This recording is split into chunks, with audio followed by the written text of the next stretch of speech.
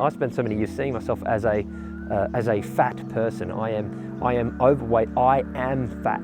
That's me. And it's just this unconscious association that I have with myself.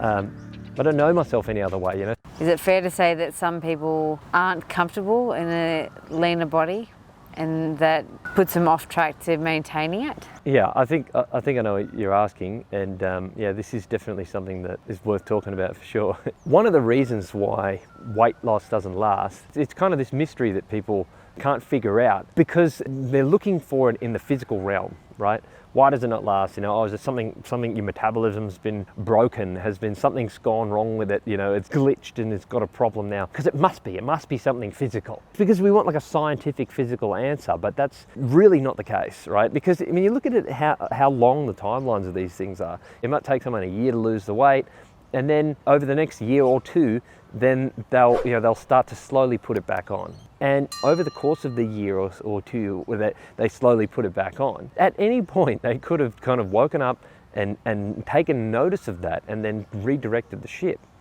But they don't. That's not a metabolic thing. If you honestly look at someone's calorie consumption during that time and their behaviors, it's super obvious, and they know. It's like, yes, they have been letting it slip, letting themselves slowly go back there to who and how they were and what their old lifestyle was like.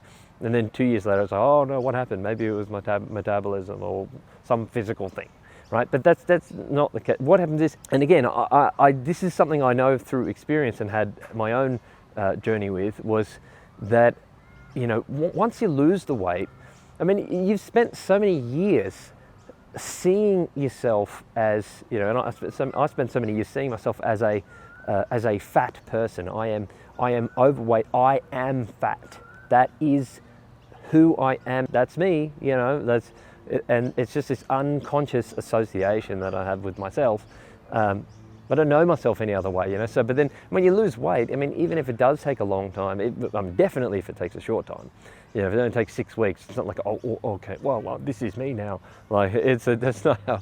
It doesn't work like that. It doesn't. The unconscious mind doesn't work that quickly.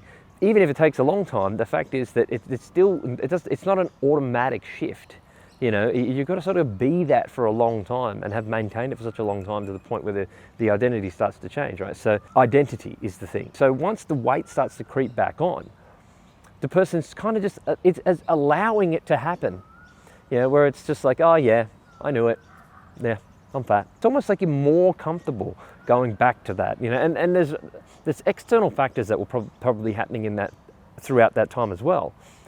Meaning that, like I said, we were just talking about earlier, how someone will comment to you, oh, well, you've changed. You used to be funny and carefree, but but now all you do is train and talk about that. Now you won't go out to eat, and you won't do this, and you won't do that, and so you feel this kind of almost social pressure to go back to who you were. People feel more comfortable with you like that. Part of it is the way they relate to you, but part of it is also the fact that they probably feel bad about themselves. When you lose weight, then everyone's thinking, well, should I be losing weight? And then they feel bad about what they haven't done, and you're challenging their self-esteem and their self-image, and just their whole concept of how they relate to you and relate to themselves and what this relationship means, and and now you're making them feel bad about themselves, and and so the fact is, your world won't necessarily embrace this new you.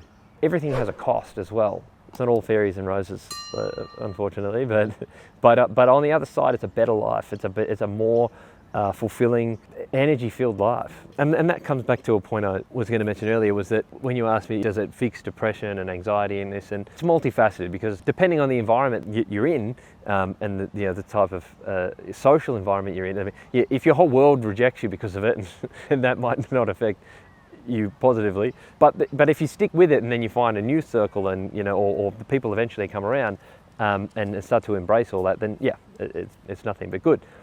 But that aside, when done well, it's something that you feel proud about yourself. Like the fact is that we don't respect ourselves automatically just for existing. Existence doesn't gain you any self-respect. We don't have an automatic loaded in program of self-respect. You must earn your own self-respect. So doing this project, doing hard things, sticking with something over a period of time, you've proven that you can do something.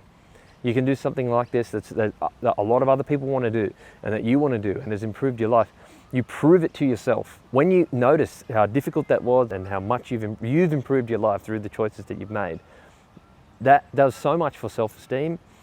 And obviously self-esteem is hugely related to, depression and anxiety too, because, anxiety is a sense that I can't handle the world, that whatever comes up, I may not be able to deal with. But if you have a sense of self-esteem, through evidence, through you actually having achieved something in the world and yes, I can do that. So that if this situation comes up, I know I'll be able to handle it, or I'll be able to do hard things. When you know you can do hard things, you have higher self-esteem, then you've got less anxiety because I can do hard things. So that's an important thing as well, and a way that massively improves well-being.